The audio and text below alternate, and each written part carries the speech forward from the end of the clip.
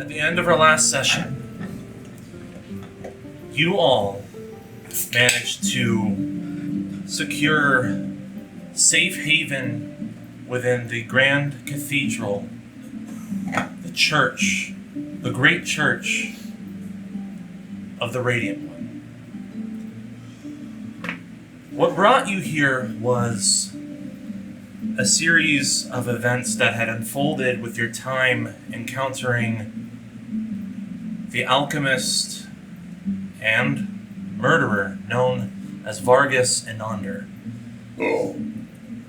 This individual, associated with the Obitus Scalaria, as you learned, was utilizing a revenant to complete the ritual of a perfect holy tonic. He fought tooth and nail within the depths of the caverns beneath, and though this creature broke free from your grasp, an otherworldly entity kept it from leaving altogether. You witnessed a violet and blackened hand grasp this revenant as it was in the process of regenerating, of healing within this sphere of yellow stone.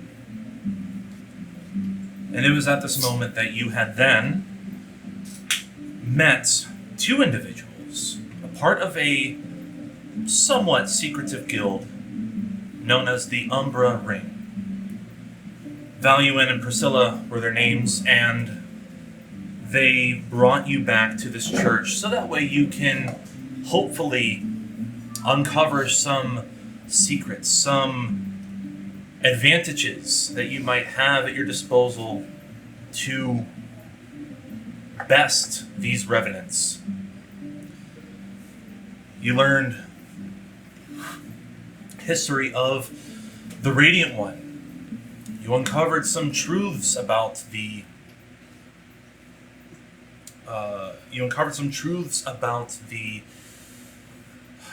the city of Luyarna and what brought these revenants into being. And you even learned that around the time of the Godless King's curse, around the time of the Scourge and the time of the Eldritch Moons, entities known as Divine Champions all went missing. The representatives of the Pantheon ceased their presence from the city. And with that, you also learned how you were able to bring down these creatures once and for all with a substance known as Mournfey. Now, this doesn't seem to exist as predominantly as a delirium would, but maybe within the revenants, but also with larger creatures and larger beasts. So Valuin, the one who had brought you here and bestowed upon you emblems that gives you free entry throughout the city, incredible discounts throughout the cathedral in this district, as well as some other boons to your advantage.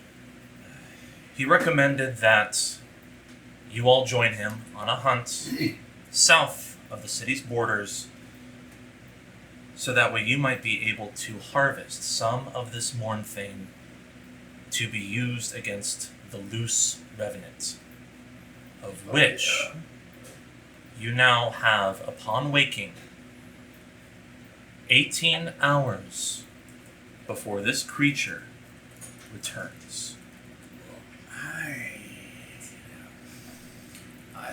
How do you spell Mournfey? Mournthane. Thank you. Adding to my notes. Why do we have 18 hours? So what Priscilla had shared, because she has encountered this particular revenant once before, is that when it gets weakened, at least after the first time it gets weakened, it will go into this slumber, this state of rejuvenation, which removes, surprisingly, the presence of the yellow crown eldritch moon and returns it back to the normal moon that you guys know. However, the phases shift rapidly. You're seeing it, you would have seen it at the night prior, going to a waning gibbous and maybe a half moon and then a waxing crescent before eventually, upon the following night, it reaches its full apex and its full moon glory to then transform, where this revenant will then be released. Okay. And so like I guess just to confirm too, we're speed running the moon phases under the yellow moon still, like even though we're not experiencing like all the effects, like because I know that we will respawn now, but do we still have like the boons to radiant damage and stuff like that, or is it when the revenant returns everything goes back to normal? It seems from both your studies and what Priscilla explained, it was more like you now have 24 hours of like a normal moon, no other eldritch effects. So there's no funny business right now. No funny business. Except for the fact that it's just going fast. Yes. Or the phases would have of the been moon. like a quarter of a year's Right. in the sky. Right. Well, however, I don't know what the science is, but it'd be it's very quick. It's a waning crescent. I don't know, that could be wrong. Yeah. I'll take your word for it. Yeah. You've got glasses on, I'm just inclined to I believe do, I'm smart. I'm just inclined to believe you, Doug. Do we still have the map of the I never saw Grand that. Cathedral. Oh, of the districts, yes. It might You be in wanna see the it? book. I like this image. Were there? I remember I think we entered here through a portal, right? But do we have? Can we leave through a portal?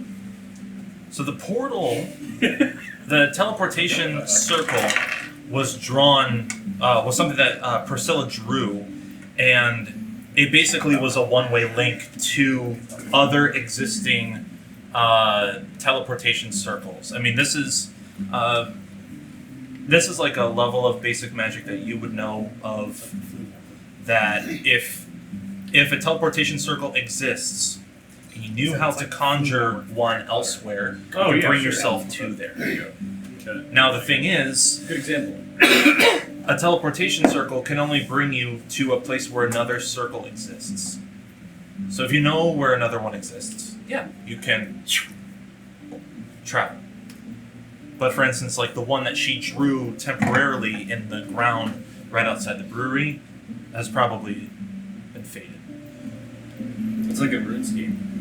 Can you like draw? Couldn't you like draw like you'd like do like a station like rune or something? Yeah. And you could do like draw circles Yes. and just disappear. Uh-huh. Yeah. Like the witch. So sick, dude. Yeah, that's the best. Another bit of lore, just as a brief recap, is you learned about the origins of Mornthane, what the church refers to as Noctis Vitae, or Dark Might. There was some passages that mention its quintessential involvement in the Scion's production of mannequins, and even the church's development of Jaegers. Development of Jaegers. The Jaegers are just like Guys. people, right? They're just guys. They're guys, but they're like the closest thing to a super soldier. Okay. So are they like weighted out on one thing or something, or? Sure. But it's like there's also like a monkey's paw aspect to it when you're like wedded to it. Perhaps. Okay. Yeah. Maybe. Ain't nobody getting wet. Well, how else would you say that you've got it in you? It's like Gatorade, you got it in you. Right. But I would. But these are also great questions for someone who might actually know something about this. who might know something about it. Last time I asked you, Mike. Sorry, I thought the DM knew. Jeez. Okay. Let me just pull up Chat GPT. Let me ask Raw. Yeah. It is the morning, and 17 hours and 30 minutes. the clock is ticking. The tick is clocking. You have a few leads. You have this collection of tonic if you want to bring it to Carmella. You have people within the Umber Ring that you could speak to, or others within the church. You have the benefits of this emblem that you were given, which I put in each of your guys' character sheets so you can refer to it if you want to be, just so you know like what it can do for you and what emblem? Yeah, what privileges you get. Radiant Church Silver Emblem. Free passages between districts regardless of curfew, open invitation to an audience with the Solark, Bright Warden, or the Dawn Inquisitor. 75% discount on all goods sold within the Radiant Halls, and holding a mid-tier clergy power by proxy. This gives you temporary influence over those in lower clergy, and are able to give reasonable demands to the Light Bearers, Sun Clerics, and the Sentinels of the Watch. There's a little image here of what it looks like. N-word pass. Is it like a punch card? It's a. Oh, he was asking about the N-word pass. Yeah. Sorry. Oh yeah, I know. Yeah. It's like a punch card. It's like a spell slot. Yes. Ah, yes, okay. That's a long rest. Long rest to respond to the situation. Sorry, Nick. Which we would never say. Once per Just to dawn. be clear. Yeah, Mike's the only one here with the It's just a N-word joke. pass. You gotta have fun. So, so are we so yeah, I don't know how pressing the Carmella situation would be. It seems like our time is very limited. How quickly could we navigate to Carmella if we chose that? lot. We're burning daylight, I feel like. Well, certainly a lot sooner than before. So, to go back to the map. minutes ago. Is what you're saying. Basically. Yeah, so you don't have to worry about any passages between walls. The Sentinels are just going I walk through it. walk right through it. The Sentinels are going to be able to let you pass, no questions asked, so long as you bear that emblem. Carmella's And that goes for between districts. Any district. Not just here in Yes. the cathedral. Gotcha. correct. What about the So you don't have to like navigate the ruined railways if you need to like make shortcuts. Okay. All right. Well, I have a question. Where's the nearest lower clergy that we can have a power trip over? Give me all of your money. You know, at this, I would say it's like, well, we'll say for all intents and purposes, it's the crack of dawn. You guys have woken up, and you can hear some of the, you can see some of the Bright Wardens giving orders to various Sentinels, and a number of squads going in a multitude of different directions throughout the nave. And so if there's someone out in the crowd that you want to pick out, you're welcome to, but they are currently accompanied by their boss. Someone who won't be as receptive to our demand. Correct. Okay, another thing I want to throw out there is if we're short on time, yeah, like going to Carmella, like Draco's got the stuff. That burns up a lot of time. Do we want to like maybe see if one of us could or learn more about this revenant, get one of these unique weapons to be able to take this thing out when it reappears in just a few hours? Those are just two things I can think of, but I mean, I'm super open to whatever anyone else. Well, let's put it this way. If you were to travel on foot to get to the brewery, let's say, because that's currently where the Revenant is, it would take you less than an hour. Okay. If you were to travel on foot to Let's just kill it now. to the area where Carmella would be, whether that is if assuming she's not still in the ruined railways, if she has returned to her greenhouse, that would take you like right on an hour on the dot. South borders of like the southern edge of the city, that would probably take you about an hour and a half. This is on foot. You have a lot more bargaining power now that you have that you bear this emblem. There might be other ways for you to be able to negotiate. We get a car. Fast travel. Okay. Yeah. Anyone else feeling anything one way or the other? I was curious about learning whatever we can about what is his name, like Fane Silverblood or something like that. Because Brant Silverblood. Brant Silverblood. It's always the silver bloods. That's their name. I don't know who would be the best person to ask. Maybe somebody in the Umber ring or whatever. But Umber's a good name. I was just, while we're here, I figured we might ask somebody just to get like an idea. Oh, sure. Because he seems like he might be up to some nefarious activity. Umbra. Where is our current coordinates? What, I'm sorry? Where's our current coordinates? The center of the Grand Cathedral district. If your party had ventured out anywhere beyond the residential area, probably would have headed towards the Grand Nave. Oh yeah, we're in that asylum. I will say though, as you all begin to head in your direction of choosing, currently deliberating in the nave, you hear the large arched doorways crack open, and you see an open buggy being carted in with 4 other Sentinels, and are in the process of unloading a body covered in linens, though the wounds do bleed through a little bit. If anyone would like to make Investigation. a perception check. I'm doing it.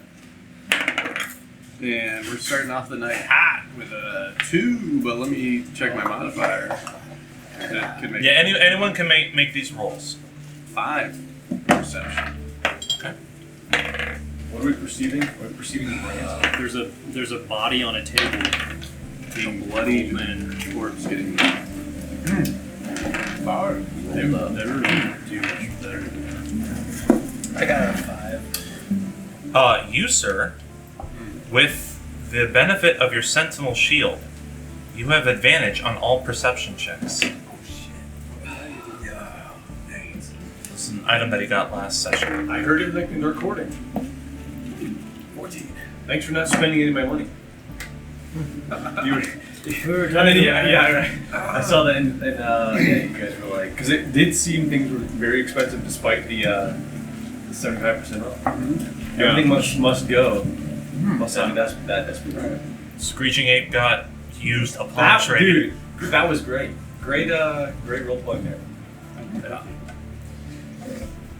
I was gonna use it. Steamed him. Yeah. Got their ass. With the 14, you can hear them whispering to each other. You hear Vargus's name dropped. And as they begin to roll some of the linens past the head of this individual, you see the slightly charred face and black hair of Vargus. So this is the vicar? This is the vicar's twin. Vicar's twin is Vicarness?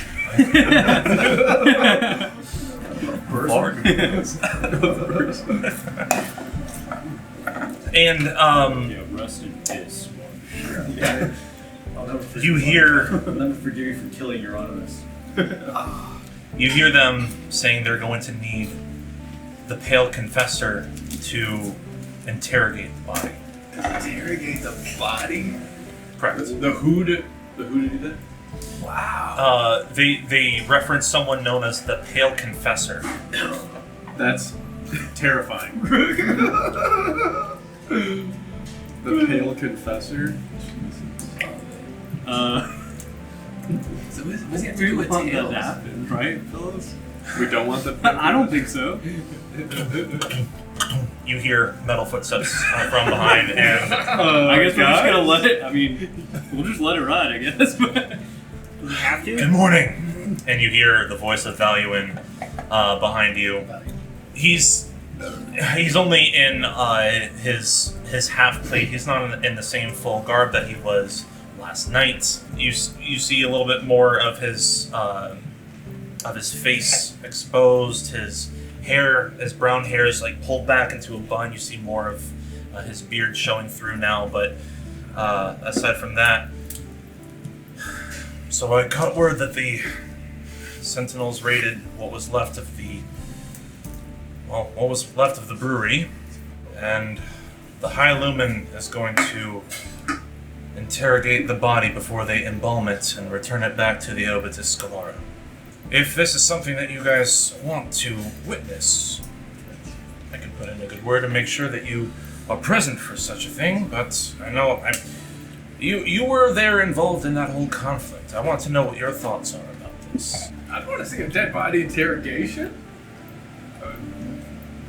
I only see this as worthy of our interest if it leads us to getting more information, weapons about killing this revenant that's going to be here tomorrow. So- You're in a bit of a time. So then do you have some questions that maybe we have High Lumen Calderia focus on asking the body? Maybe finding. As far as I'm aware, she's just going to make sure that there's no loose ends and anything other pressing matters that we need to be concerned of.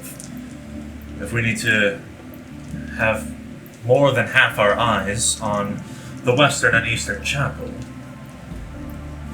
But if there's other secrets you think that Vargus was withholding, things that might help us, aid us against the revenants, Location of our thing.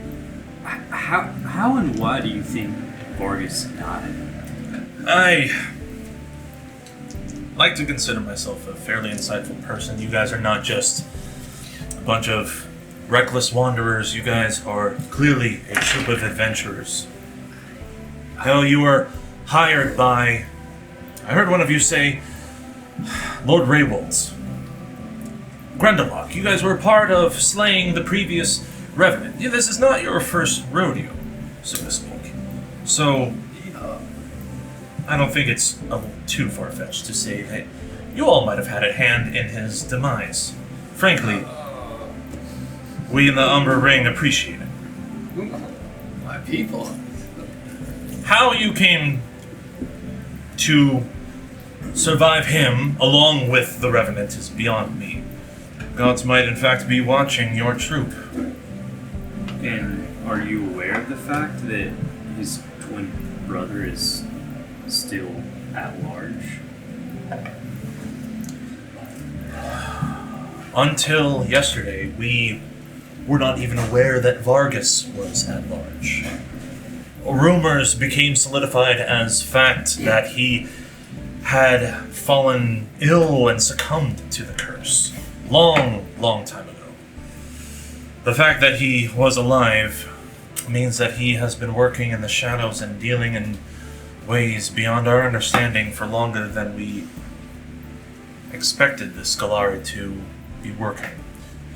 Raises more questions as to what they are focused on, as well as what they are currently capable of. He probably had every opportunity to communicate with his brother, but he's done.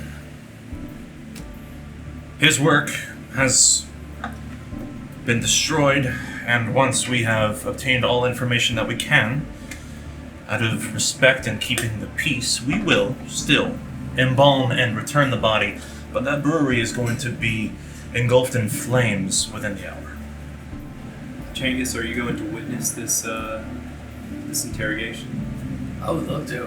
If it's temporarily expedient.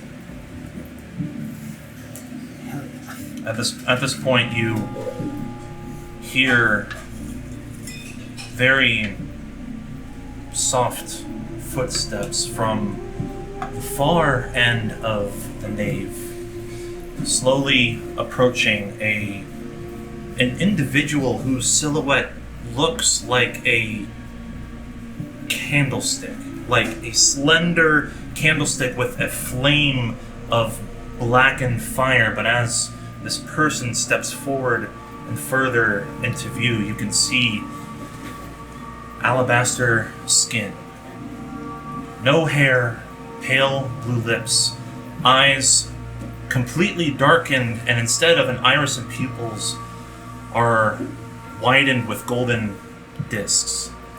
Generally sharp features on her face, her brows, her ears. It resembles that of an elven individual, maybe even a high elven individual. Long crystal earrings dangle, and as she approaches, with every turn of her body, you can almost hear the sound of chimes ringing in the air. She passes by, almost gliding. You see the white and golden vestments, which are also sleeveless. You can see like almost like a bony, like thin, gaunt appearance to her arms as she carries herself just an inch above the ground, ends the dress, and it looks as though she's gliding, but you can see footsteps as she walks. And atop her head, she dons a deep crimson, almost black-like diamond-shaped velvet hat. It resembles that of what the judges in the Ministry of Magic wore in Order of the Phoenix. That style of a hat. And emblazoned on the front of it is an emblem very similar to yours, but with a purple medal, identifying some other higher rank than mid-tier clergy. Is she supposed to be hot? She's supposed to be. She's supposed to be bulimic yet able to make footprints. Right. She's supposed to be, but she's not. She's supposed. Okay. Sorry. If you find her attractive, you find her attractive. Well, we're Joe supposed to. Peter. What? Where's Joe? Roll to goon. If she's lightweight, then chilling with. If she's lightweight and area and defying the laws of nature, then yes, I would say that it's beautiful. I mean, according to chilling, yeah, you're defying some law. So go on. Go on and live your life. Based on the code of man. Did you just shelling? Did you just Go on. I just watched So- a dumb video. Kurt Schilling. Chilling. Kurt No. Schilling. early German idealist shelling? No, I said Kurt Schilling. I think he was a Red Sox pitcher. Anyways, you see them cart the body of Vargus forward just in front of your party, and a little bit past as you see this woman approach, holding very minimal emotional expression on her face. But each of you give me a perception check as well.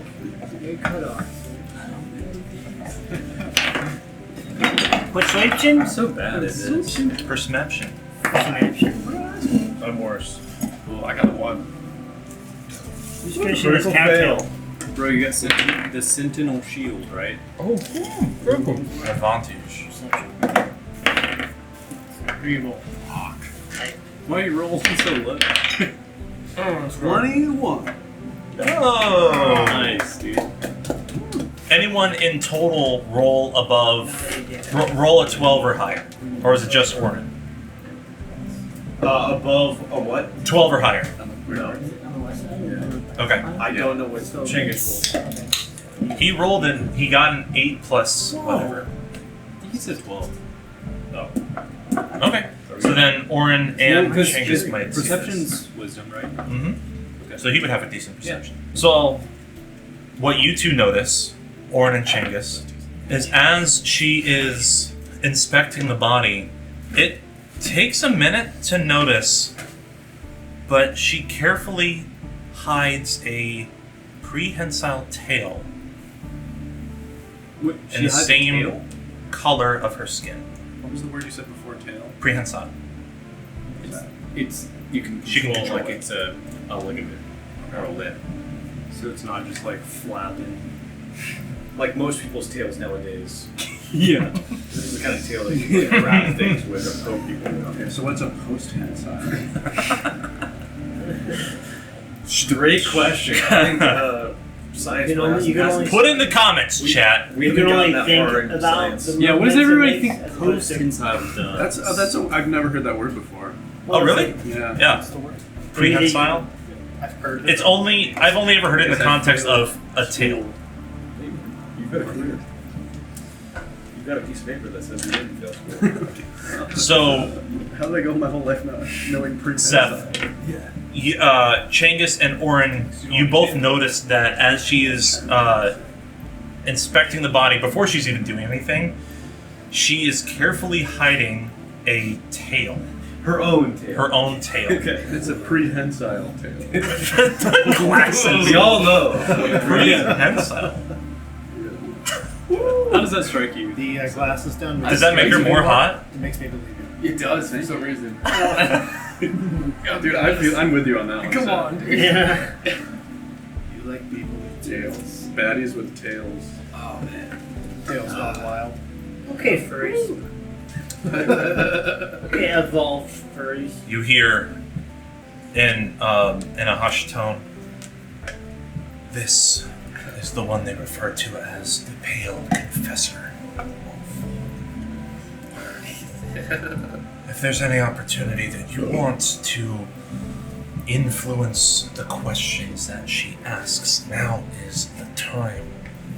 So she's gonna reanimate Vargus and ask him questions. Correct. What are you guys' thoughts? I'd just be curious about Vargus' intent. What he's trying to do. What was his like overarching concept? Yeah. Well, like, what was his intention? Intentions. Yeah. Probably will be covered. Just want to make sure. I could. As far as like keeping that revenant like mounted on the cross. Shoot right in. What's his reason for it? Yeah. What did they get out of it? Also, how did they find it? Yeah, so. And I guess another thing you could tag on is what's the deal with the beautiful woman? Like, does he have any intel on the beautiful woman? Also, I'd be like, he was performing like a ritual. Like, he was trying to work. He was formulating something. Like, what was he trying to formulate? Yeah, he was working towards Yeah. a method of a cure to heal something. Also, what's the deal with the tail? Also, is the tail prehensile?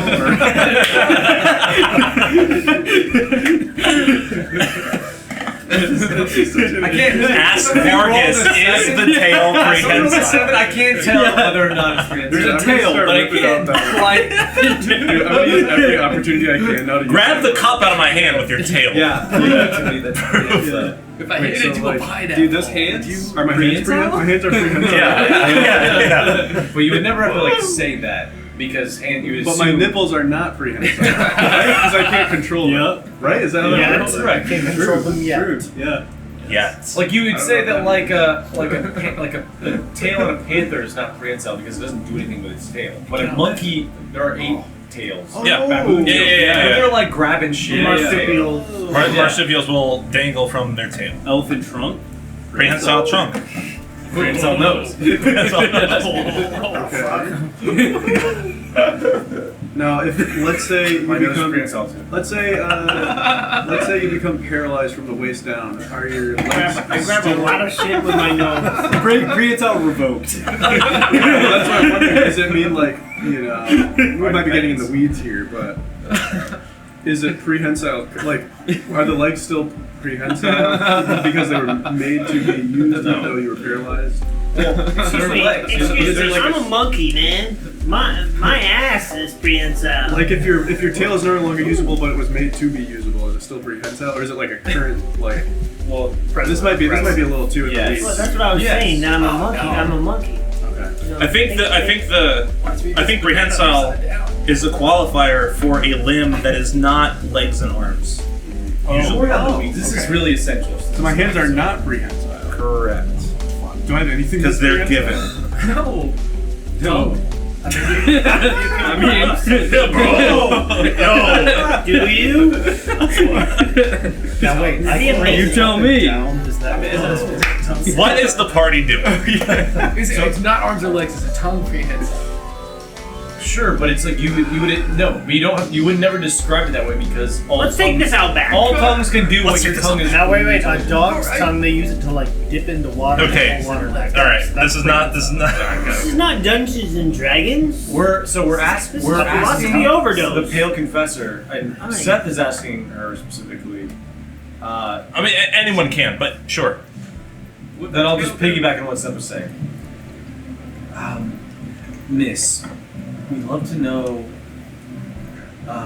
what Vargus's intentions were with putting this the Revenant mounting it on a cross, and what were his intentions? He was performing some sort of ritual. There were runes that we had destroyed. I'm sorry. Who is this lot that surrounds me at this I tap quite my moment? badge. We are those who We're took from it down. UPS. Logistics. I see more visitors have been allowed to abuse the powers that they've been given, but so be it. I was almost slain by this individual, so I feel like it's my right to at least ask one question. And what Sort of an questions honor, sort of a- would you have me ask of this slain soul? Who the fuck do you think you are? Nay. He's a funny Nay, fella. veto. He's a funny. He's got a prehensile tongue. We Nay. our questions. I speak on behalf of all of us. Our questions. We were the ones who had a majority of the responsibility with killing Vargus, and with killing the first iteration of this Revenant before it morphed into this insectoid thing, and it burst away from us before we were able to finish it. Our questions are that Vargus, what was he doing in the moments before we killed him and got In close? Minecraft. Got close to the Revenant. Was he performing some sort of ritual? What was he doing? What was the cross like the mounted individual on the cross? There was also as we were attacking it, we all received visions of this beautiful figure that we thought could have been freed by killing it. What was that? These are questions that we hope Vargus would be able to answer. So your party was responsible for vanquishing one of the most deadliest arms of the Obitus Scalare. You encountered a revenant, and you would have me ask his corpse these things. Are there any other requests you would have me perform to such a fallen individual? What sort of tonic, medicine, or cure was he working towards with his experiments? He seemed to be working towards some kind of a method, a process of medicine. Some kind of tonic. Ah, See, what forms of alchemy he was performing, Yes, and for what? and to what end? Valid question. What was his use of the revenants seems to be the other question. Is that correct? Sounds alright. Are there any other requests that you would have me ask? Should we ask him about? What that tail did? I don't know if he could know, but I don't think there's anything that we know that he would know. We can also ask him about the whereabouts of his brother and what he might be worth. Sorry, I'll say. So Vargus's twin The Vicar. we at first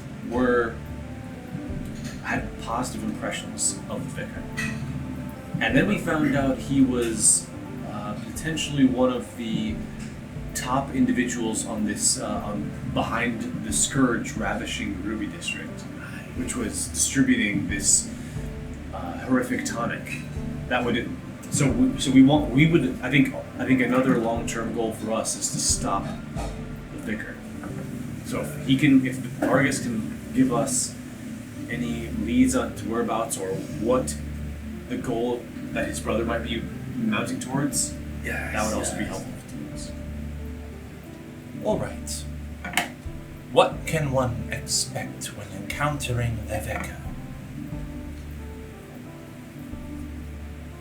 These and no more will I add into my addition of questions. I have a firm directive to keep the Grand Cathedral and the church in order and safe. That is priority number one.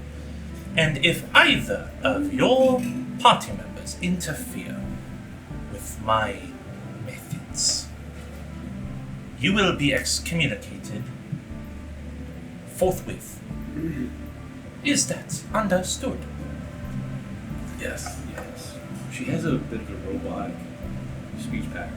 Just throwing that out there. Thank you. I promise you I am no mannequin, Master Goliath.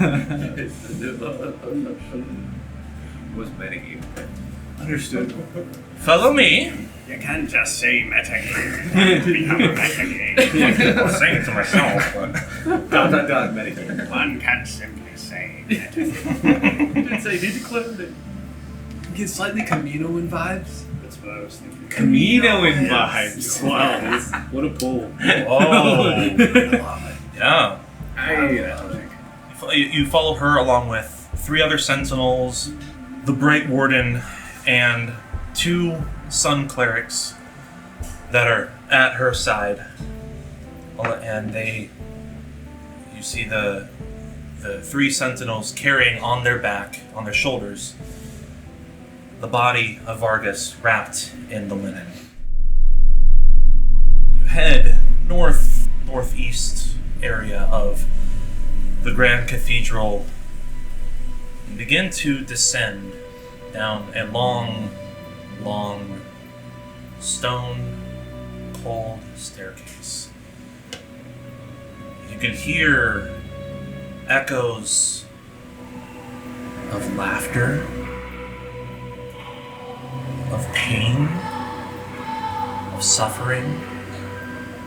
And as you pass through and out of this stairwell, you walk down a narrow stone hallway with dimly lit white orbs of light hovering in the space. But carved out of the stone are these square holes where you can hear the sources of said laughter, cries, whimpering, pain. From chamber to chamber to chamber you walk until eventually you see a large space with a beam of light descending down into a shaft right in the center of the space due to the glass dome above, an exposed area where the sunlight is able to shine through. And then you hear the pitter-patter of rain hitting the tops of this ceiling, this glass ceiling.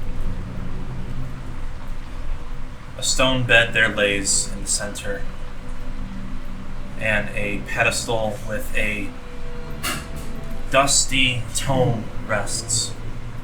You see the Sentinels laying the body of Vargus there on the stone bed, unraveling the linens. You see him just as you left him. Nothing else seemed to have been taken. Nothing else seemed to have been pilfered. Pilfered. You're dropping all kinds of good words tonight. The Sun Clerics begin to independently circle the body, and circles of light wrap around the palms of their hands, looking like seems like they're looking for something, and they both in unison nod at the High Lumen. She nods back, flips open to some point in this tome, and begins to read out a ritual. And upon finishing this ritual, the book on its own closes, and you see the chest of Vargus swell with air that has not been for some time. You can almost feel the bones in your own ribs crack as you hear the sound of the depressed ribcage pop forward, and a breath as it passes past the rigor mortis of the esophagus.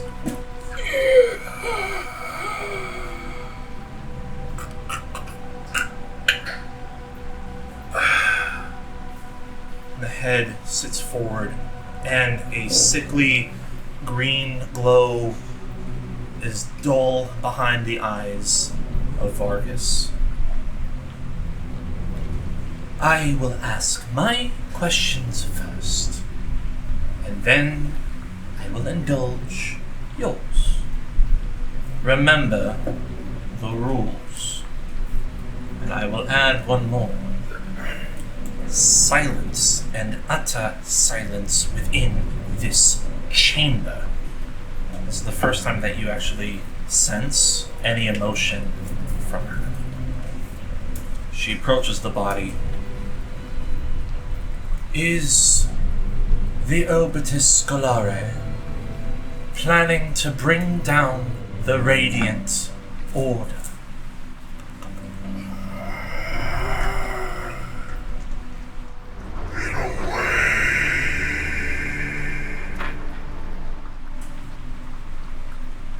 What powers is the Obitus Scholare utilizing that would threaten Luyana?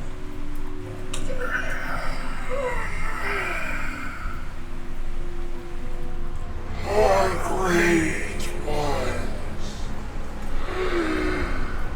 divine champion, and otherworldly forces beyond our realm. Be specific. What use do you have for revenants?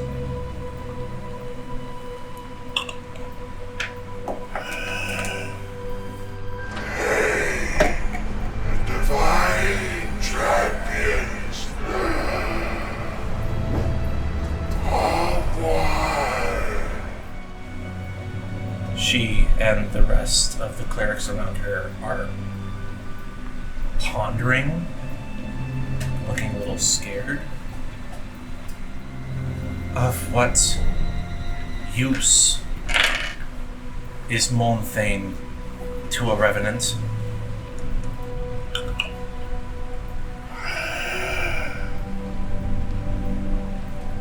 It is a gift, a sign,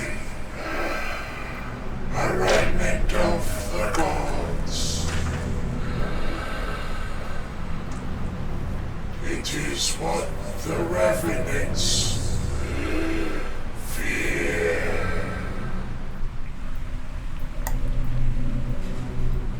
I have enough time in this ritual for one final question. What would you have me ask him? Quick sidebar, like sculpted, because we had a couple, but we could make it one good question. I mean, we could ask about the woman, unless that he's talking about how like the divine, unless he was saying that the divine champions and the revenant are one. That is what he said. So I mean, that he might just give us more intel that way. Jeez. Can they be restored? We could ask about the whereabouts of his brother. Did we ask him why he was like taking blood? Like he took my blood, or he took just his blood? Yeah, we could ask more questions about the. I didn't know if that was ritual. already asked. I don't think we got any questions in about the ritual itself. So what was he doing in the moments preceding his death, regarding like the ritual and why did like the blood of our party like be required? That's one thing we could ask. So Right, what's he working towards? yeah, exactly. Which is something big, just like the destruction of the Citadel being a side quest to the main quest. The destruction of these guys.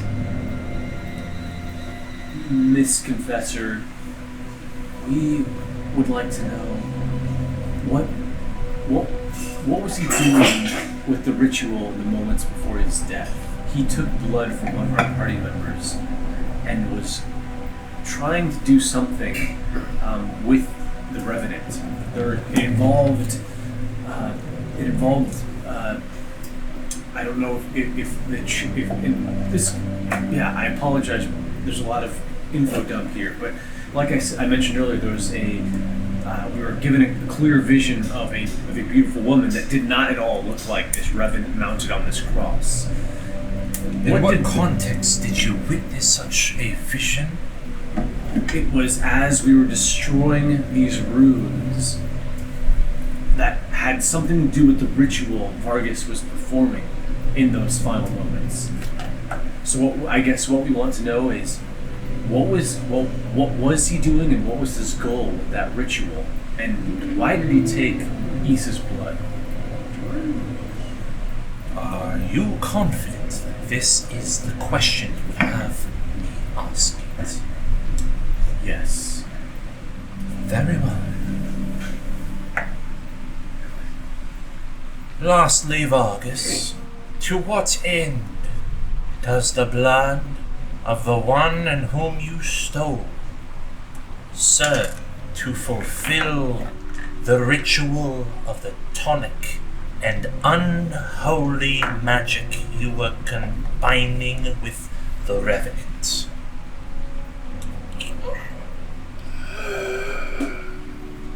Within the halfling resides an essence of what they fear. And you see his head unnaturally turn forward and face her directly, as where before it was just limp and just looking upward,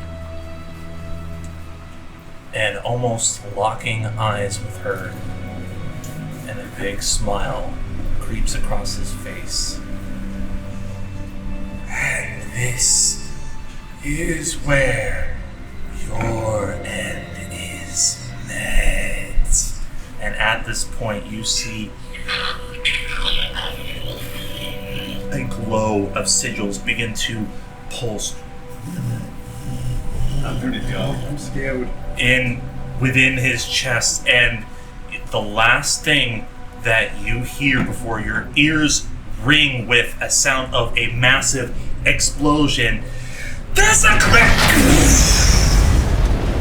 and nothing but dust and fire and thunder echo throughout this chamber. I need all of you to make dexterity saving throws. I duck.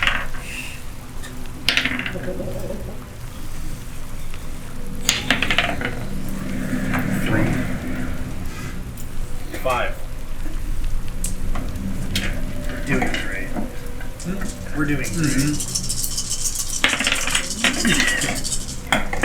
Good Lord Almighty. Are you 3 in a row under 10? Yes. Let's go. I get advantage on dex saves. Did anyone get a 14 or higher? I got a Yes. 14. Only half damage for you. At this point, you see in this millisecond of time and space, you saw a brief flash of white light as a sphere extends from her hands and goes over a majority of those who had the ability to run past her barrier. Those of you who succeeded, you take no damage. Those of you who failed, you take half damage. Half of 27. Holy. So 14 points of fire damage. I'm using stealth endurance. Okay.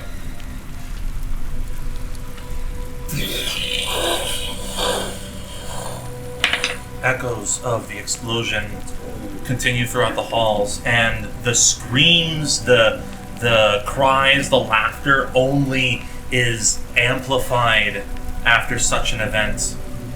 And your ears sound, everything sounds muffled for a while. Everyone is checking in on each other. You see a couple fallen sentinels and one fallen sun cleric. They were not able to run past her barrier, their bodies aflame and charred. Who else was to ask to give me a beer?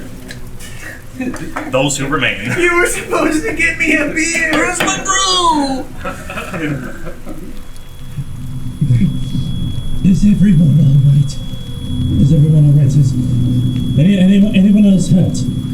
Yeah, we're hurt, very hurt. We're great. Alright. Madam, come here. Tend to their wounds. Make sure that they are up on their feet. Is anyone else fallen? I see 2 knights. We'll bring them up. I see what Cleric's toast. It's a shame. Damn. He had that lift within him. How could we have not seen this coming? Clearly, they did not want us to be able to uncover everything, which the autopsy surely would have. In fact, and you see her underneath some rubble pull out the remains of one charred forearm of his. And with her hand.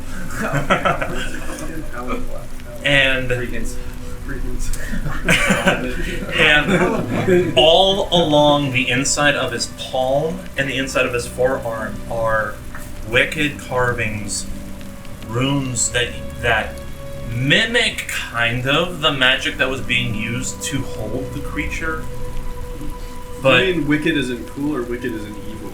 like evil. Wicked army. But they're cool too. But they're also You can't not admire how cool they are. They're kind of sick. Wicked and they're okay. They're wicked. Wicked. They have a level of sickness too. Yeah, That's a level. This might have been what they were trying to preserve. It's of no use to us now. In fact, I do not see any reason for us to recover any of his remains to send back to the sky. This is obvious what their intents are. Sentinel, cleric, clean this up, and we'll tend to you all above ground. They take you up back to the nave, where you hear and see a multitude of other sentinels, other light bearers, like rushing to the entrance of this basement dwelling here in the Grand Cathedral. Is everything alright? We heard an explosion. What happened? Can we take care of anything? Is anyone hurt? Anyone hurt? Like this, like and your ears are still muffled. It's just so oppressive, the noise that you're feeling and you're hearing. And you hear her addressing you all to go to this group to be healed. Other Sentinels are taking pieces that they brought up with them over in this direction, and in about an hour's time, your wounds have been closed with the help of the Sun Clerics here. Oh, yeah. Namaste. Oh! Valuin runs up as you guys are walking out of the medicinal ward. So, that was crazy. He had basically a bomb inside him. So, what were you guys able to uncover from his body? What was the confessor able to extract? I don't know if y'all drew any conclusions, but it seemed to me like if we're going to be able to take these lunar revenants down, we need a better understanding of maybe how it is that Felix or Grindelrock, or how it is that they're able to get Mornthane. And I mean, Remember, he's got to rev it up. Sorry. It fucks my voice every time. Or my throat. remember when he said, Remember who you are. Nay, he said. with. He said, I'm so sorry, guys. I'm sorry. Down here. Yeah, the Down diaphragm. here. Yes. within the halfling resides what they fear, or something of that sort. What do they fear? Wait, hold on. Are we saying that there is Mornthane in Issa?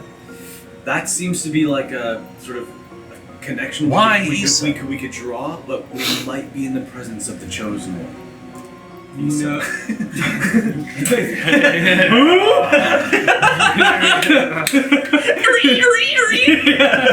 That's why they chose you. I'm flattered you think that, Isa's but blood is made of Marthane. We must extract it. it's just not up to Halfling trebuchet that All right, greatest weakness. Yeah. Bro, Issa? I've seen Metacrity battles on the high seas, and I know how to bleed someone without killing them. Oh shit! Wordsmith. Yeah, what do you think he might be referring to? if I'm piecing this together, the fact that we're all still alive, that we're able to be, die and essentially come back to life, is because of what Felix has put in all of us, right? So if I'm piecing this together, I We think all that have Marthane. Felix, he might have what it is that we Felix need to has kill. Marthane. I'm My- sorry. Who is Felix? He's the lord of the manor we stay at. Felix. Well, he's the resident I thought you were- scientist man of the Lord. Is this someone connected through Lord Grindelwald? Yes. Yeah. Yes. Oh. So you're saying, Issa, that it could have been any of us upon the stretcher being extracted. Now, what if we were to go with plan A and extract Issa's blood, and then Issa could respawn and come back again, and we extract more blood, and we can create a whole storage of blood tanks? I think that's a wonderful plan B. How do I soft lock us in this campaign? Hope you didn't enjoy coming, Grace. Because we can respawn over and over again. It doesn't matter. That's true. Just get a bunch of Issa blood And then respawn and and have Yeah, Issa why don't we bring respawn. Issa to a clinic? Yeah. Is there a clinic around? BioLife. But There's no bio-life? Are you kidding me? It's possible you might be correct about investigating. I need my gas money. This Felix man. Well, I think Felix, we have a positive relationship with. This won't be something that we have to investigate, or hopefully we won't have to grill him for it. Yes. There are times for interrogation and there are times for peace talks, and this is a time for peace talks. Just a friendly debriefing. Unless he does not cooperate. Always planning for the worst case scenario. I love to hear. I think at the very least, prior to what just transpired, one of my goals in the wee hours the remaining hours that we have before the Revenant shows back up was to acquire some kind of Marthane weapon. Because we know we already knew that was going to be an effective deterrent. But knowing that we might have ins with a source for much of this, I think this is a very promising lead. Now, don't forget the words of What was his name? That the interrogating Prehensile? Vargus. Don't forget the words of Vargus that he said it was within the halfling. But that was in the context of why he was selected. And I think if I'm cut her open. I'm understanding Lisa correctly, it was only because she had stumbled into the trap. If it could have been any one of us who are here for some God knows reason, that could have been on. Do we know a scientist, perhaps Felix, even who could test certain liquids? Marthane content. Well, it sounded like you already had a connection with. You mentioned your prior mission was you came to the brewery to bring tonic to Carmela. Aye. My brain is fuzzy from respawning every time, but aye. We in the Umber Ring, we know her very well. We know that she has many connections with folks who have been here longer than me, and maybe even those who aren't even experimenting with this on a primitive level. Not to discredit Felix's capabilities, but... What if we how about this as a compromise? Are you suggesting that maybe she will be able to reproduce this more thing? Is that? Well, I don't know if she. I don't even know if she has any more thing. But I would have confidence that she knows someone who has been here a long time. Maybe a few people at that rate to be able to expedite a lot of this. If we can utilize Felix, if we can utilize Carmela and her connections. What if? And I mean, I'm just gonna say this right now. I have a job to do this afternoon. We need to deal with a matter of wisps on the southern gate. It was part of the hunt that I was going to bring you all with me, but wisps. Wisps. Will-o-wisps. Are you aware of these beings? I can conjure a starry wisp. Well, similar. A little bit more creature-like. They're a undead spirit that lingers around aimlessly, it seems, but these seem to congregate around a section of the southern portion beyond Luyarna's walls where a small druidic cult used to live. They used to be part of Luyarna ages ago, but post the curse, they were wiped out. There was nothing that we were able to do for them. They were just... they were no more. And the fact that these wisps continue means that there is something commanding them. And if this something is powerful enough to command legions of wisps, it might, in fact, I would wager everything I have on it, that it holds within itself Mournthane to be able to imbue more than just one weapon. We have a multitude of facets, and I won't be able to fight this thing alone. So you're saying that this manifestation of these wisps might lead us to some Mournthane? I would say yes.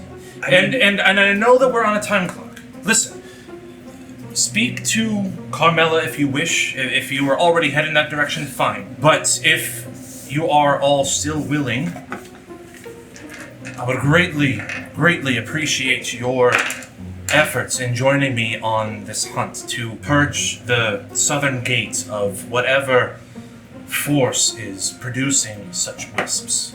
This does not concern us one bit. We are in a time crunch, and we must collect this Mournthane in order to defeat the fucking Arbitrax. I 7 of you is better than 3 of my best men. What can he give us in return? this just feels like a hunch versus speaking to Felix might you might be able to give us a real plug. I don't know. Unless this just my first thought was that possibly this is this where the revenant might manifest when it appears? I don't know. I believe, according to Priscilla, it is going to effectively hatch from where it's currently being held, above the brewery. It's not going anywhere else.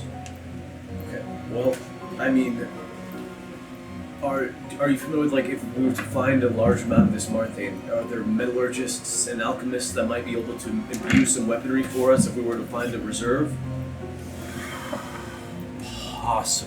Possibly, yes. The thing that I'm afraid of is that, according to some of the passages that you found last night, was that it is it's a very fragile substance. At least more fragile than delirium. So it's going to need someone who has handled this stuff before. Whether that's Felix, or whether that's someone who has known Mournthane longer than him. Okay. Where is Chateau Elysium in? Oh, it's in the Paterna district, not too far from the cathedral. We could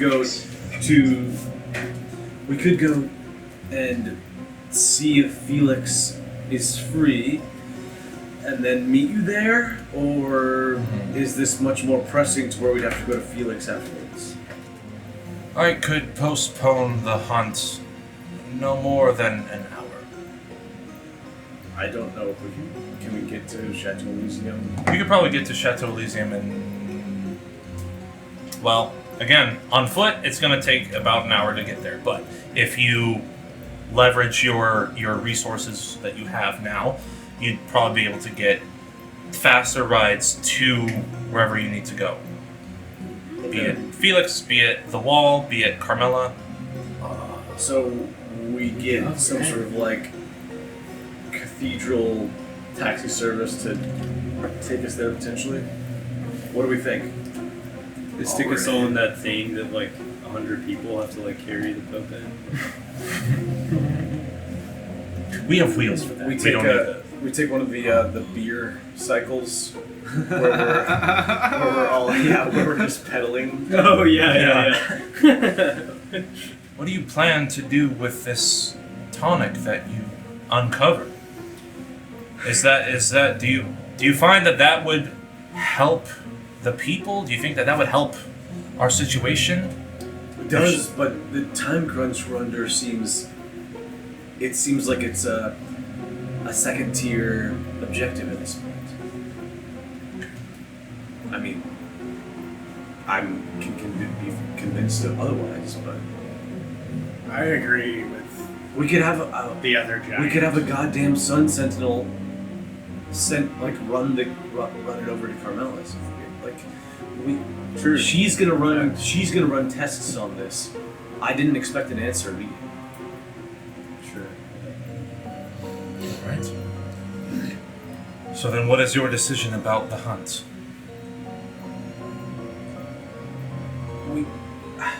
How pressing is it? You could, if you could postpone it, then postpone it. Our objective with Felix, I think, is very clear. We would want to know if he has a plug, and if not, or if we tell him about this hunt, and he sees it as a golden opportunity to harvest more of this material, then he tags along. We squash these bugs and prepare for battle tomorrow. Right. Let's hope that your Felix is able to provide, or at least point you in the right direction. Can I say something just as a fallback?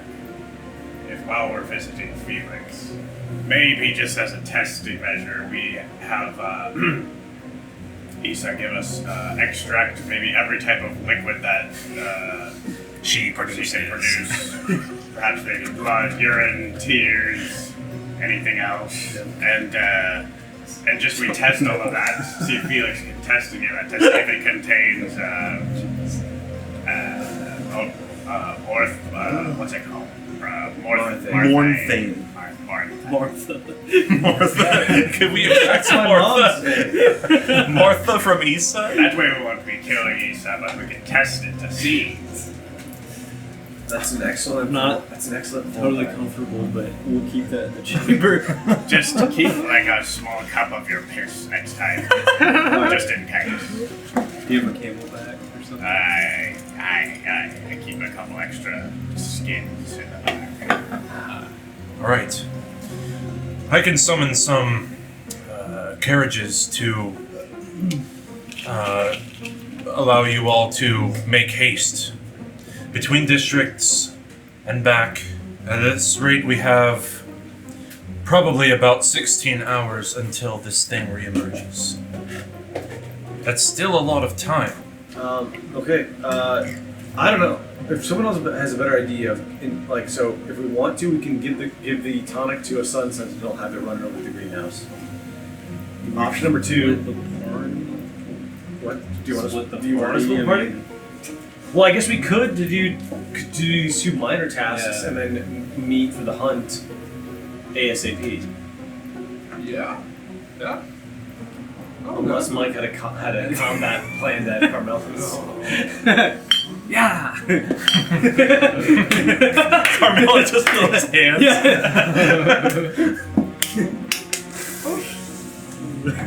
I would expect no more than 2 hours' time, tops, to deal with the threat at the southern border. So you suggest? So I have a feeling we're being well. Should we do that first and then go? Or some of you can go wherever it is. I said 2 hours tops. We have 18 hours. 16. 16 because we've been talking. 16 hours. So do we just do the hunt? Should we just do the hunt since we're here? We still have 14 hours. I tell you what, if we can do it within 2, I say. Let's just do the hunt. I think we should just do the hunt. And I'm doing this under protest. Yes. Yeah, we're doing this under protest. Yeah, should we just do the hunt? What do you think, Grace? Sure. All right.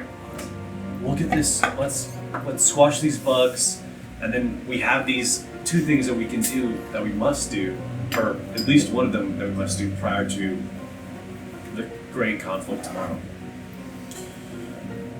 I think your lead with Felix is strong. And it absolutely should be pursued before we confront the Revenant. Whatever order you pursue, I'll be on board with. Yeah, let's just be expedient, and I think we can go. Let's just go squash bugs now. His party's ready. Let's just go. Wisp. All right, we're gonna go stomp wisps. Pronto. All right, let's go. And he summons a handful. Oh yeah, he summons a handful of sentinels to bring forth carriages. For I would say 3 would be enough for your whole party and him to be able to venture quickly down to the southern gates. That's helpful. Hopping into the carriages,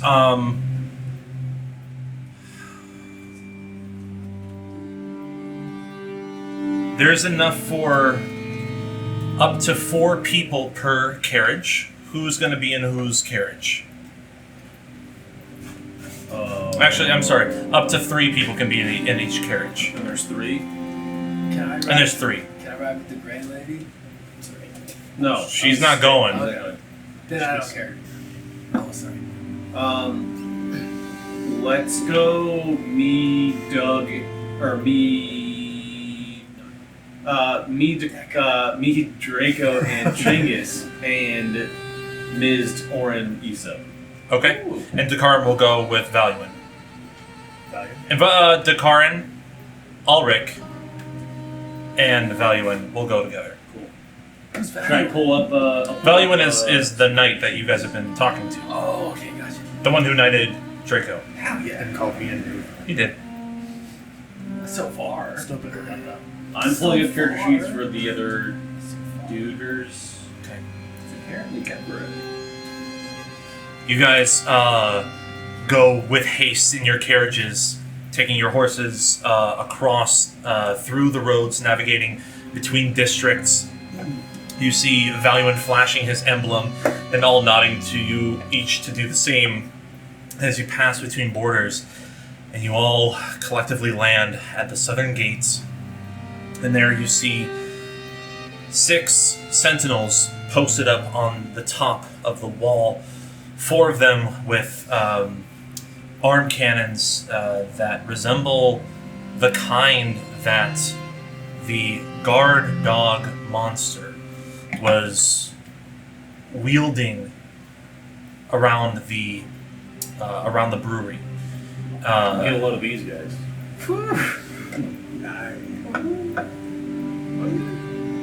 Knight Valuin, what's your business at the southern gates? We're here on Umber Ring business. Let us through. All right. Opens the gates.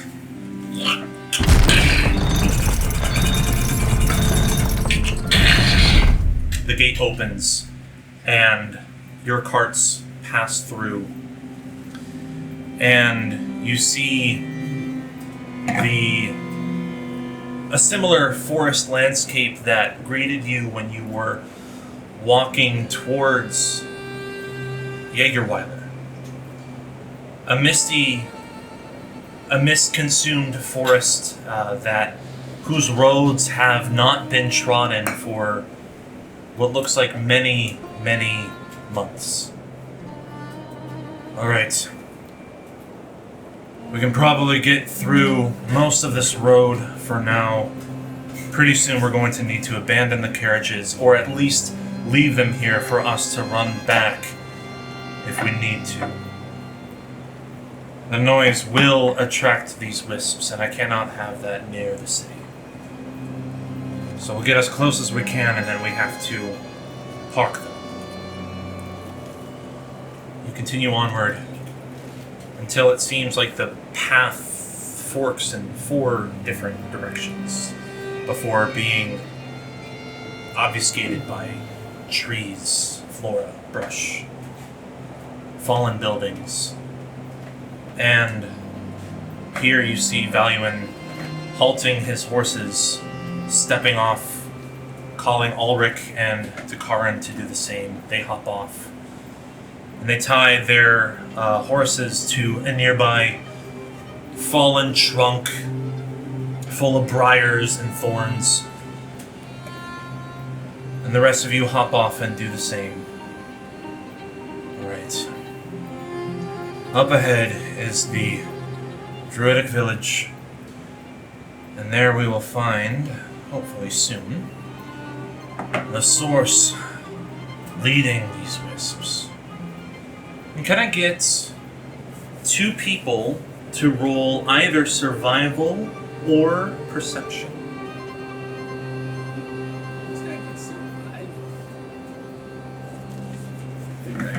Are you got a shield? Roll advantage on perception. Oh, thank you. Yeah.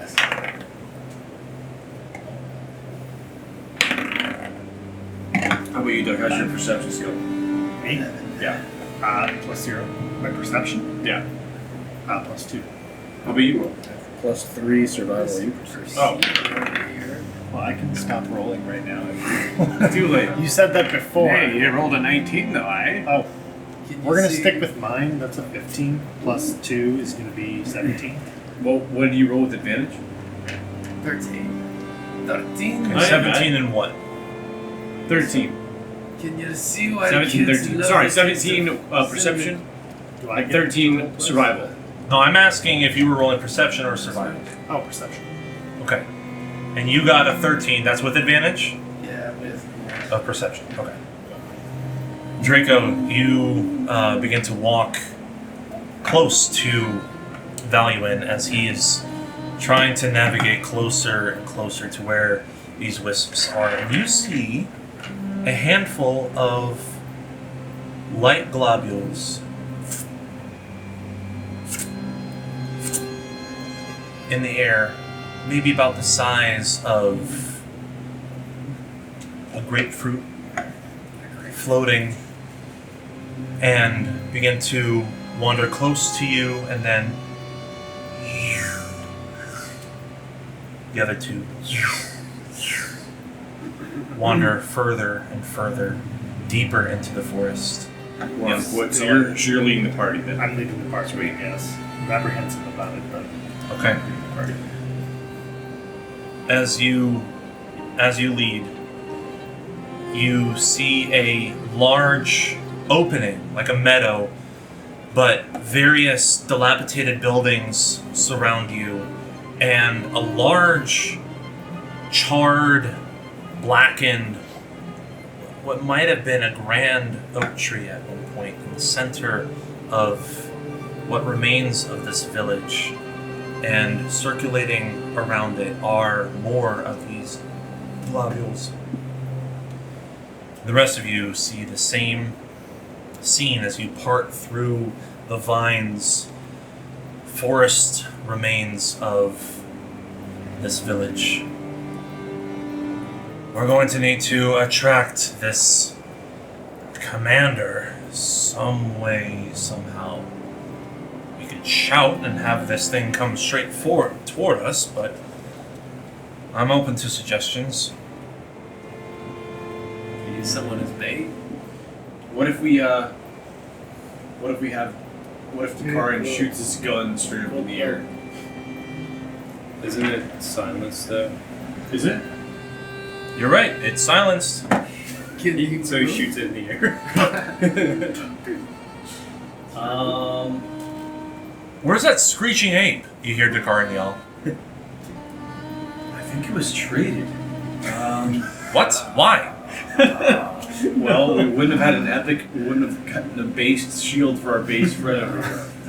So we got rid of something that would attract undead, and we are about to encounter undead. No, Mike. I'm just making sure I understand this correctly. I said it didn't seem important. What I'll do is I'll. No use crying over spilled milk. Right, What right. they said in mine. Hindsight. I take 3 steps forward and mid-transformation into a lion. The top half of my body's going lion mode, and I just battle roar. Ooh. Okay.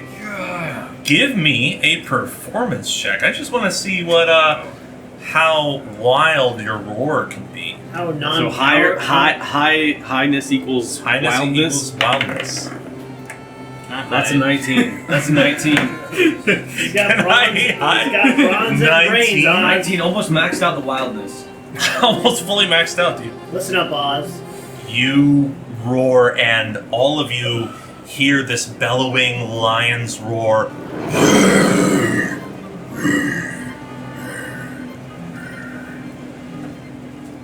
And the wisps disappear within the tree. And it goes silent. The mist seems to almost completely disappear in a ring around the tree. Before you then see, climbing out from behind it,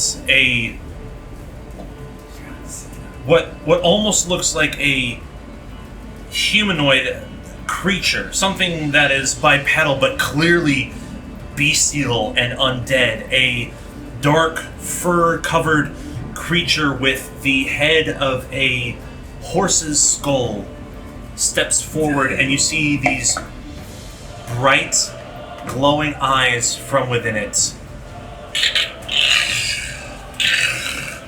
prise out from behind the tree, and you see as it opens its mouth,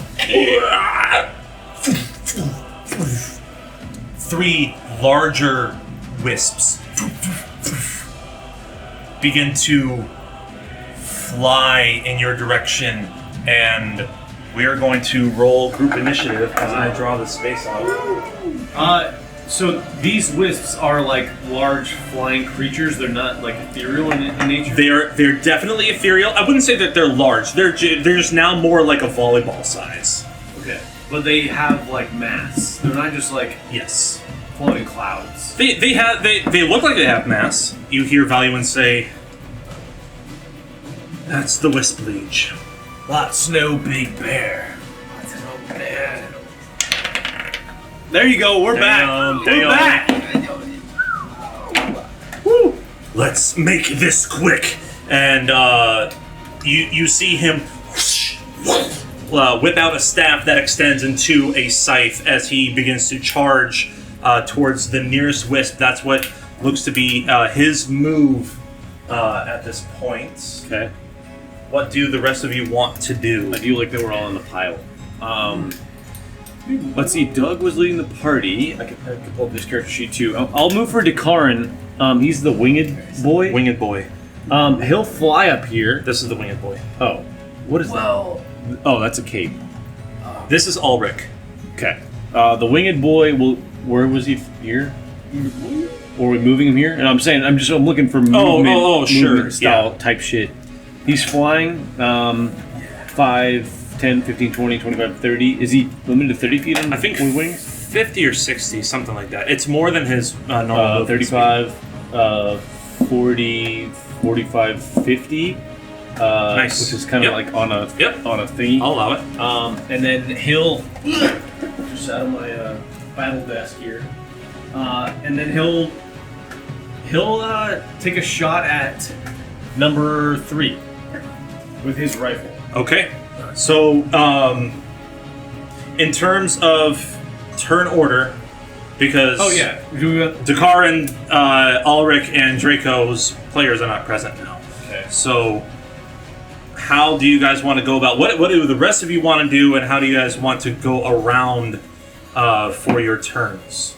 I want to wing out a little bit, and then I have ranged spells. Do you want me to just like prep their movement and attacks unless someone else was to pull up their sheets? Yeah. I got 36. But I can pull their sheets and just prepare movement. Sure. Moves. And Sure. then we just roll through here, and then we'll do those 3 after Issa. Those 3 after Issa. So we start with Changus. Yeah. We Great. go with the real players, and then Yep. Okay, and then what's going to be the order of the 3? Let's go to Karin, Ulrich, Draco. Okay. DAD. DAD. Okay, so that's going to be Changus with Mizd on deck. Sweet. Changus, I'm up. you're up. I'm up. Alright, guiding bolt, 2nd level. Oh. I'm thinking about just taking out the dice guy first. One of them. The dice guy. Like a wisp, or No more Mr. Dice guy. or the leech, the wisp leech. I'm thinking of taking out a wisp. Okay. Might be more beneficial for now. Yeah, okay. Right at the wisp. Guiding bolts, it's I don't know, I thought it was a wisdom saving throw. It's an attack roll. Okay. 6 plus 7. 13. misses the wisp entirely. In fact, the bolt lands just shy of it as it arcs down. Miz, you are up with Orin on deck. Just a quick old phalangeal shot. It's a dex save throw of 14. All creatures within a 1 foot wide, 30 foot long line in front of you must succeed at this area. Okay, where do you? So this is you. Where do you want to move to? Scoot up and who's this person right here? This is Valuin. Okay. Well, I kind of want to. If there's a possibility, I can be back right of Valuin. That I can shoot both the first dot, first wisp. You mind if is there a way for me to shoot a wisp and Here's Issa. hit through if possible, if need be? How much movement you got? Ooh. Just line it up. You could. I would say if you go here, you can phalangeal shot to get this wisp and the wisp leech. That'd probably be your best if you're trying to get more than one. Yeah, let's do it. Okay. Dex save, you said? Dex save 14. The wisp fails, and the wisp liege also fails. Two D8. Give me a motherfucking D8. Pardon my. Did your guiding bolt hit? Did not. Missed. Mizzed. This is live on Twitch right now. Wow. That's pretty good. Jacques Lacan's favorite roll. 12? 7 and 5. Okay. This is why. That wisp begins to flicker and slightly fade from the blast. As your phalangeal shot of bone and sinew burst forward and slam into and pierce both the wisp and the liege itself. Orin, you're up with Gotrog on deck. I would like to enter into a period of rage. Let's go. A period of it. Does that count as my turn? That's a bonus action, so you still have your action. Aye, that's a good news. Where's Orin? Right There he here. is. And you said, okay. Yeah, you'd be able to get in melee of this wisp. I will do that, and I will strike with my Butcher's Cleaver. Let's go. Take a swing. That's a 19 hit. Okay. What type of damage does it deal? Since a Butcher's Cleaver deals 2d6 necrotic. 2d6 necrotic. It also and- has heavy two-handed and graze. Yeah, so what is so if you go to the actions, what does it say for your damage? For damage, it does 2d6 plus 3. Necrotic. 2d6 plus 3. Okay. Go ahead and roll that. So then I add another 2, right? Yep, so 2d6 plus 5 then. And then I also get another 2 for my heavy weapon mastery. No? Oh, okay. Alright. I'm trying to add all my points. Plus 7. 2d6 plus 7. Plus 7? Right, because it was like 2d6 plus 3. Right. Plus 2 and then plus 2. 2. Yep, you did the math right. I did it. Okay. 2d6. Here's 1. 3. Here's 2.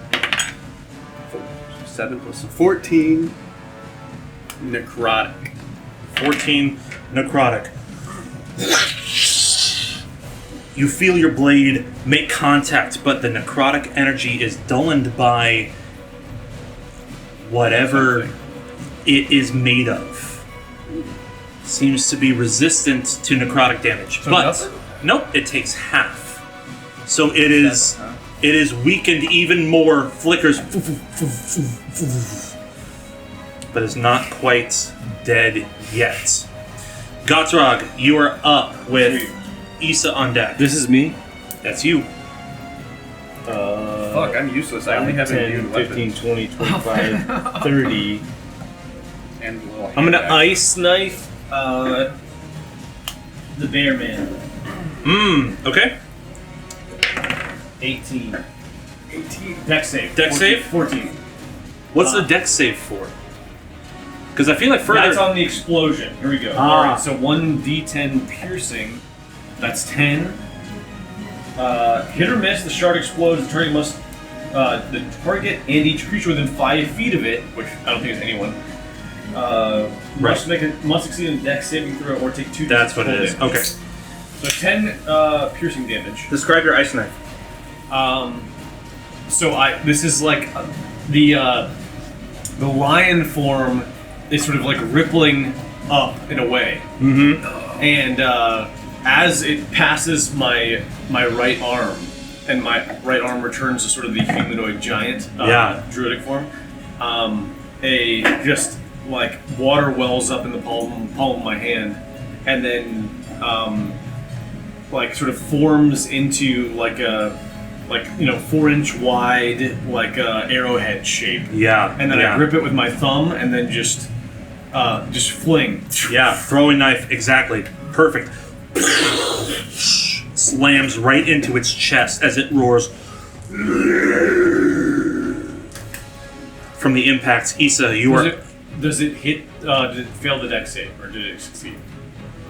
That was it. Still makes one. Hit or miss? It fails. It fails. Okay, so this is cold damage. 8 cold damage. Nice. Okay. This thing is now bloodied. Ooh, what? Oh yeah. Just on the cusp of bloodied, I'll say. Okay. Issa's up with, I guess, Dakarin, right? Would be after her. We're going. What did I say? Dakarin, Alric, Draco. So Dad. Okay. So Issa's gonna cast Thunder Wave.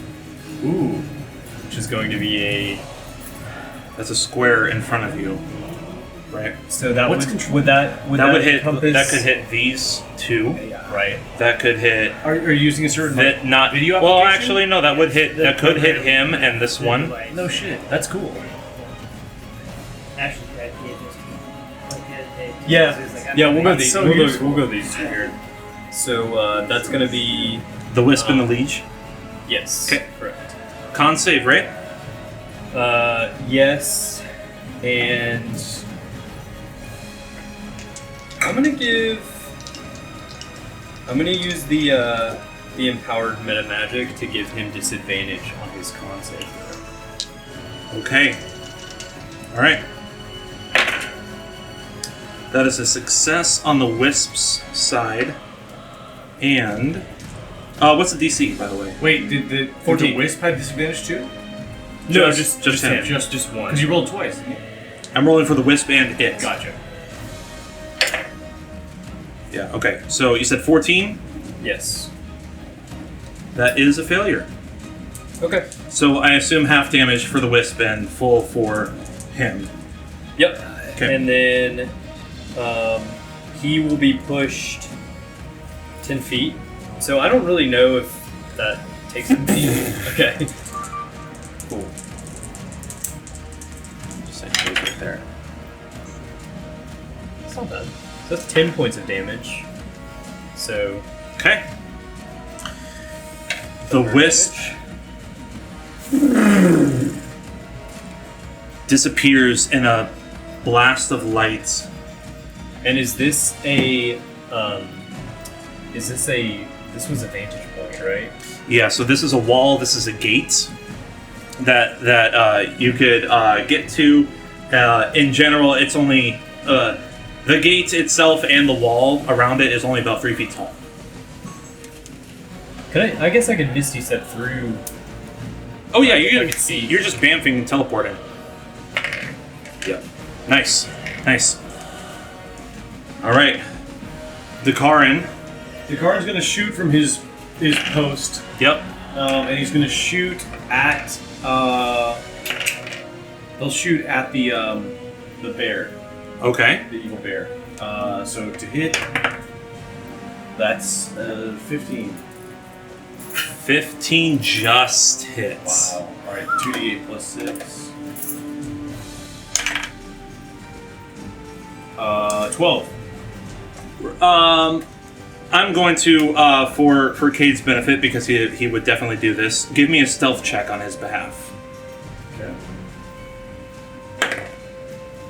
23. He's hidden. This is going to add sneak attack damage. What is that?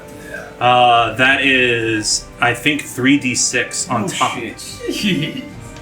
So that was 12. Plus, so that's 14, 17, 20. This thing is looking pretty hurt. Alright, I got something cooked up here. Alright, so, let's see.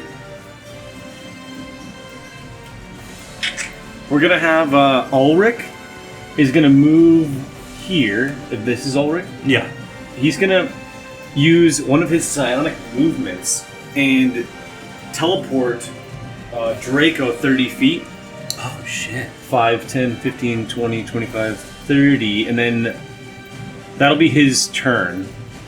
And then Draco's turn, he'll move 5, 10, 15, 25, 30, and then he'll use his breath weapon to hopefully get both of these guys. That's technically 25, 30. So Okay. that would be better. What is his breath weapon like? Is it a line? Is it a cone? I think it's a cone. 2 times for long rest. Replace one of your attacks with an exhalation Okay. of magical energy in a 50-foot cone or a 5x30 line. So. Oh, okay. So a line would be 5 more by 30, advantageous. Okay. Each creature in that area must make a dex saving throw DC 11, half damage on success.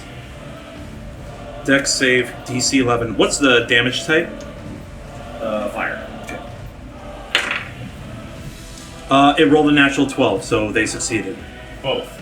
Copy. Alright, so half damage. Wow. 10! 5 damage to each wisp with the fire damage. And their bodies deflect even half of that. So not only are they resilient to necrotic, they're also resilient to fire. Interesting. Okay, sorry, Doug. I put you in the line of fire for nothing. So they didn't take anything. They took 3 points of fire damage. That's it for us.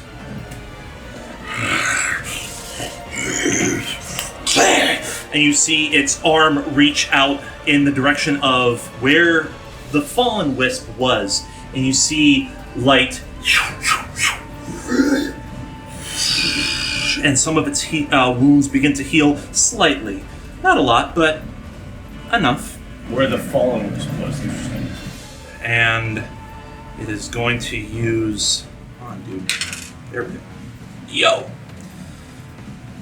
Out from its mouth, it summons... No shit. 2 more. Valuan didn't make his attack. I'm gonna do that right now. That was a natural 17 for his first. That is an 18 for his second. And a dirty 20 for his third attack.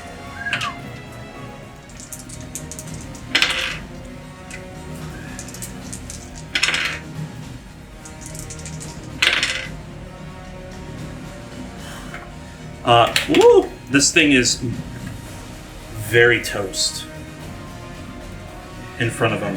Actually, wait, what am I talking about? It's not resistant to that damage. It's dead. And begins to run up to this one. Alright. Moving forward. Doesn't have that much movement speed, unfortunately. It's going to attack you, Warren. Damn it. He's gonna hit you twice with his claw. That is a natural 16 and a 11 to hit. A 16 hits. Okay. You take 13 points of slashing damage. Storm's Thunder back Hold at on. you. 13, 14, 15, 16. Wait. Pardon me. Oh. 16 points of slashing damage. He's booned. What was my boon? Do I look like a man? So if you're resistant, then you take 8 points of slashing damage. I know my rage. I will take 8 points and I will deal another 1d8 back at you with Storm's Thunder. Storm's Thunder. And that 1d8 was 6, so take thunder 6 thunder damage. Okay.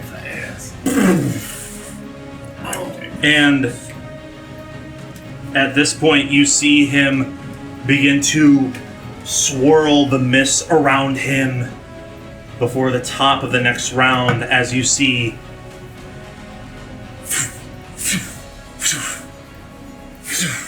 a total of 4 smoky apparitions of this creature. Good God. They all look like him. But you're not sure which one might be the real one. Do you know which one is the real one? I know which one. Even the dungeon master doesn't know. It is now time to roll for the next round. Who's up? Chengus, roll a d6. You roll. I'm not rolling. I'm sorry. He's handing you a dice. 5 and 2. That's 2 2s in a row, Mike. Do better. I gotta. Chengus, go. Such a noob. Alright, I'm gonna blast a, let's take a level guiding bolt. This one. That one? Yep. Okay. Go ahead and roll the hit. Looks like 16 plus 7, so 23.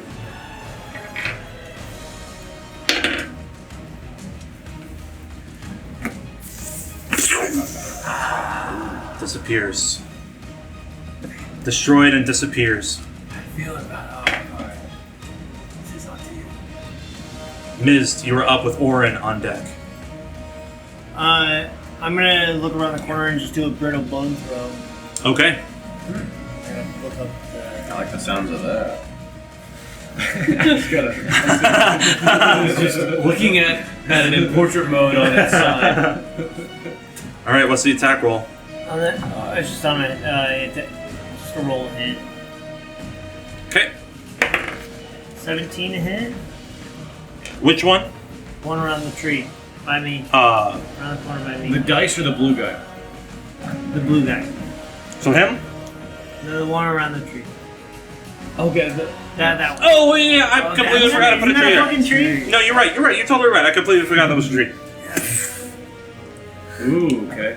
It's not on right now. Gotcha. You got me. Orin, you're up with Gotrog on deck. Alright, which one did you swing at, Luke? Oh, it's gone now. Okay. Well, it seems I must swing it when we see it. I mean, you got a fella bearing down on you right up in your gullet. That's a big fact. That fella might be doing a swinging. Are you doing some Creole thing? Follow man. What bit are we doing? Swinging. I say what? I say. Say that fella Turn that do boy into a strip boil. I do declare. Gonna turn this mofo into some gumbo. These are 5 foot squares. Yes, sir. Always have been. Always will be. We're doing we're doing 5 foot 7 squares. Listen, I like to. I could have swore we was doing 3 foot squares. I could have swore. These squares 3 and 4 quarters. These squares were 4 feet. Never in my day have they been 5 I feet. tell you twice. Okay. Here's what I do. Ready, guys? Okay, we're ready. I'm ready for it. I'm ready, Orin. I take. That takes 4 points of damage. Tell you what. Right. What we doing? I'm gonna swing a hand axe at each of those blue boys. Oh. Okay. You're definitely gonna need to be here. It's a 60-foot range, baby. I understand. This is in your line of sight. It's not. Like Mist is kind of in your way. I'm a good throw. Well, I moved around the Is corner. it disadvantage? It is not disadvantage. It just means that it effectively adds 3 to their AC. Well, I had to move around the corner to hit that guy, so I had to be right here. Okay, sure. Yeah, that's fine. That's fine. That works. I mean, Go ahead and make your attacks. 7. For Wait, on who? that one. Okay. 3 on the other one. What's your bonus? Do you have attack bonus? Plus 5. Oh no, wait, I did that wrong. That's 5 on the other one. So wait, what was I rolling the first one? 2. You said 7. Yeah, so that was 7. So yeah, that's just bonus. 5 is the bonus. So this is 6. But it's a nat 1. Does a 6 hit? 1 is definitely landing there. However, Ooh, it reveals that was enough. was not enough to land a hit on it. It was enough to destroy the illusion. Interesting. All right, I'm at least contributing here, guys. Oh, yeah. Gothrock, you're up with Issa on deck. All right, I'm using the clip of my magic missile. Re-rolling that one. 5, 7, 10. Damn. Plus 3 total, right? I added 1 to each of those. Okay. So 10 total. You're shooting at a bunch of them, or are you shooting at one? Yeah, who are you shooting at? There's only one left. Or, sorry, just the guy. Okay, got it. I forgot about the wisps. Is looking Hurts. The Karn, does you have to reroll hide? Or no, sorry, Issa. Sorry, I'm jumping. Yeah, my bad. As a reaction, he's going to command the wisps to attack. Bring me the halfling. Bring me the halfling. There is something special about Issa. Does a 12 hit you, Mist? It should. You're a weak fella. Is that save DC? Armor No, class. AC. It meets the beats. Meets it beats. 2 shocks against you. None hits Valuin, and only 1 hits Draco. Draco's AC is 18. They miss. Never mind. None hit Draco. Only 2 hit Miz for a total of 22 points of lightning Holy damage. fuck, dude! As it just rams into Mist. Issa. Are you bloody with 22? Oh, wait. I'm checking to see if I'm resistant. Issa's gonna cast Mind Sliver on this thing. So it has to make an intelligence saving throw. The Okay. DC is 14. That'd be good. I'm blind. Okay. Yeah, that's a 4. It's Snoopy. It's dumb. It's big dumb. Big dumb energy. So it is going to take a D6. So it's going to take 2 psychic damage, 2 points of psychic damage, and then it's going to subtract a D4 from its next saving throw. Oh, interesting. Okay. I will reserve this D4. Dakarin is up, I believe. Does Karin have to reroll for hide? I don't know what the rules are. After it makes an attack, yes. But it's a bonus action for him as a rogue to hide. Okay, so he'll do that. He'll do that. I would say he would probably need to like fly over and probably just hop down behind the wall before firing to actually be able to hide. Okay. Yeah, I don't know the mechanics. He rolled a 20. He's hidden. Yeah. Some cheddar. And then he's just gonna shoot. He's gonna shoot the wisp nearest to Miz. Okay, sure. That's a nat 20. Oh wow, bro, that's double all the dice. So good lord. Oh yeah, that's 2d8s and 2d6s. It's 3d6s normally, so it's 6 d6s, and however much the damage dice is for his rifle. It doubles the stealth damage. 66s. That's so busted. Come on. Boosted. This is Decarin? Yes, Decarin. Is it a sign of the big beast? Big bit. Big bad guy? Big bit. And then I'm also. He was saying Dakar No, was it's going to the hit Wisp. the Wisp. The Wisp right by you. I know. Oh! My bad. Sorry, Cade. You could have had a sick moment there. Holy shit! Oh, it's normally 2d8. Yeah. Damn. Good You're lord. just gonna kill it, okay? Yeah, you're gonna kill it. +6. This is 14. These 4 are 14. Okay. 21, 28, 32. Yeah, it's gone. 33. It's 37, 39 +6 is 45 damage. Good lord. okay. 45 damage to kill a wisp. All right. Alric's turn. Okay. Everyone grab your dice. Alric and then Draco after that.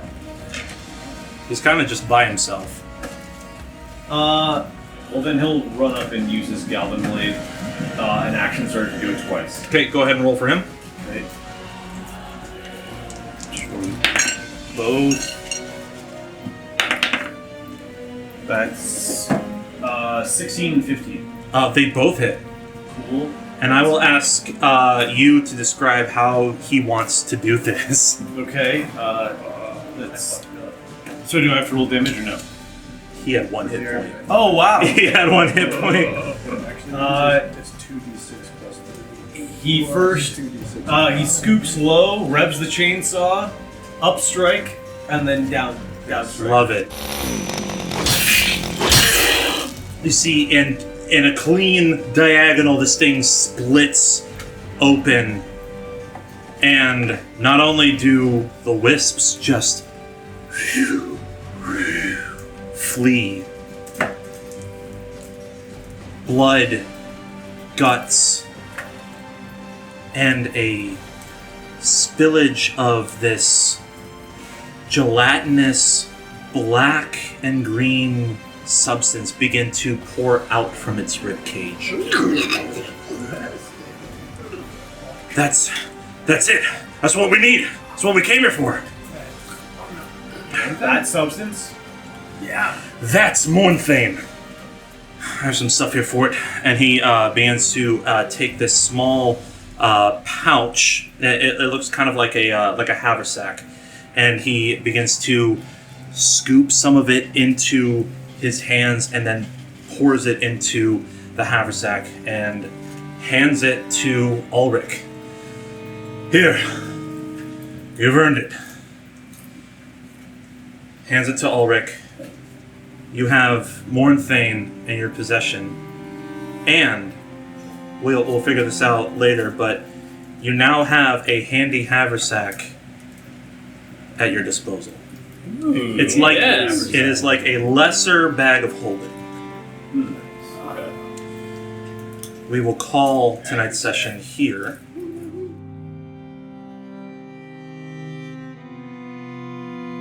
Would you bring This Grayson? is bottomless, this bag. Very confident. What you got? Your bag of Oh, is tricks. it made by? Narragansett. Do you want one? Is it made by troops or veterans? Yes, it is. Yes. Oh yeah, it's not. Is it Rhode That's awesome. Rochester, New York. Is that where the Oh, troops that's are? up there. Yeah. What? Is that where they're So we can find them. Is that where they're stationed? Are they stationed there? Hi, neighbor. Sold on merit since 1890. Is that high Potentially the origin Of Maritimes? Same year of the Wars to Return Hope. That high neighbor reminded me of the creepy door greeter we saw today at Meyer over in Jenison. he was like 6'5", and he was like pretty beefy, and he seemed kind of normal, but he kept saying the same thing. Everyone, have a nice night. Drive safe. Drive safe. Have a nice night. Drive He's safe. like the He had giant a of the Twin Peaks, but from the Black Lodge. purple suit. He was wearing a purple suit, and he was holding a plastic thing of candy. 100% And from he the had black a ones. giant He had a giant body cam on. Or the weirdest thing. Officer, what's your badge number? Have a good night. He was worried about ice. Have a good night. Drive Drive safe. safe. Was he actually an order or was he just a guy? Yeah. No one hired him. Yeah. He just showed up. It was weird. Yeah. Yeah, that's funky. Yeah, he was just an animatronic. yeah. Have a great night. Yeah. Where's this a poor guy trying to make it through the day? And you're like, look at this fucking creep. We were riffing! Out loud to his face. It's just a prank, Hands bro. on hips. What's this guy's deal? Okay, you see this? You're like 5 feet from his face. Y'all seeing this guy? What's his deal? What's your deal? Yeah. Is that an NPC? What do we think, chat? Yeah. Tilts the camera. Bro, in a public server? The fuck? What the fuck?